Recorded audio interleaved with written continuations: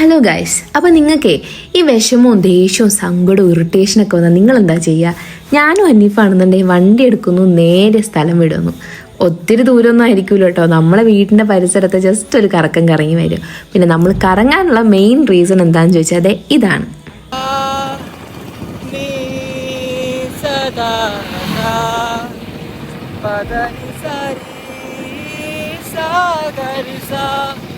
सानी सारी मगरे गरे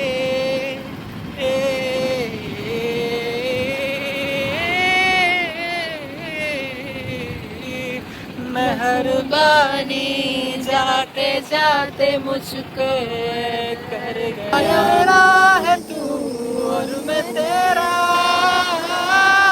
तू दिखे या तार के तू तेरी खुशबू इश्क है ये इश्क है इश्क है ये इश्क है दिनवु मोरु मुक्तन तंद काल कॉफी कुडिक्कनिल्लै. അങ്ങനെ ഈ പാട്ടുകൾ ഇവിടെ വെച്ച് തീരുന്നില്ല. പാട്ടുകൾ ഇനിയും പല പല വിധങ്ങളായിട്ട് നമ്മൾ പാടിക്കൊണ്ടിരിക്കും. പിന്നെ നമ്മൾ ഏറ്റവും കൂടുതൽ എൻജോയ് ചെയ്യുന്ന ഒരു ടൈമാട്ടോ ഇങ്ങനെ ട്രാവൽ ചെയ്യുമ്പോൾ. കുറച്ച് നേരം ഹനീഫ് ഓട്ടിക്കും, കുറച്ച് കഴിയുമ്പോൾ ഞാൻ ഓട്ടിക്കും. പക്ഷെ നമ്മളിങ്ങനെ പാടിക്കൊണ്ടിരിക്കും. ഹനീഫിനാണെങ്കിൽ നന്നായിട്ട് പാടാറിയാം, എനിക്കാണെങ്കിൽ പാട്ടിൻ്റെ ABCD അറിയത്തില്ല. അത് ഞാൻ പാടുന്നത് പലതും തെറ്റായിരിക്കും, അതിന് ഹനീഫിൻ്റെ ഒന്ന് ചീത്ത കേൾക്കുകയും ചെയ്യും.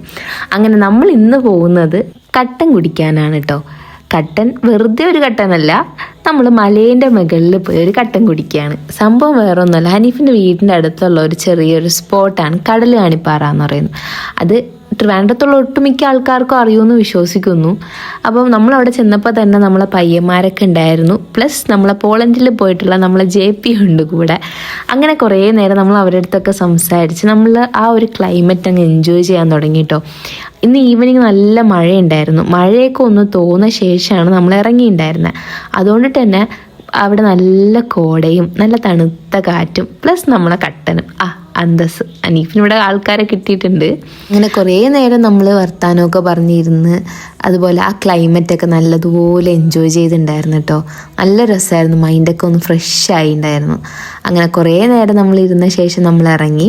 ഇതായിരുന്നു നമ്മൾ കട്ടൻ മേടിച്ചിട്ടുണ്ടായിരുന്ന കട. അപ്പം തിരിച്ച് ഗ്ലാസ്സൊക്കെ കൊണ്ട് കൊടുത്തു, പേയ്മെൻ്റൊക്കെ ചെയ്തിട്ട് നമ്മൾ നേരെ തിരിച്ചുണ്ട് കേട്ടോ. തിരിച്ചെങ്കിലും ഞാൻ ആ ക്ലൈമറ്റ് കുറച്ചും കൂടി എൻജോയ് ചെയ്തുകൊണ്ട് നിന്ന്. നമുക്ക് രണ്ടുപേർക്കും നല്ല ക്ഷീണമുണ്ട് കേട്ടോ. പക്ഷെ എന്താ, ഇതൊക്കെ ഒരു രസമല്ലേ അല്ലേ? വല്ലപ്പോഴും ഇങ്ങനെ പോകണം. ആകെ കിട്ടുന്ന ഒരു ഓഫാണ്, എന്നാലും ഇങ്ങനെയൊക്കെ ഒന്ന് പുറത്തൊക്കെ പോയി കുറച്ചൊന്നൊരു ഔട്ടിങ്ങൊക്കെ പോയി വരുമ്പോൾ ഒരു സുഖം അല്ലേ? അപ്പോൾ ബൈ.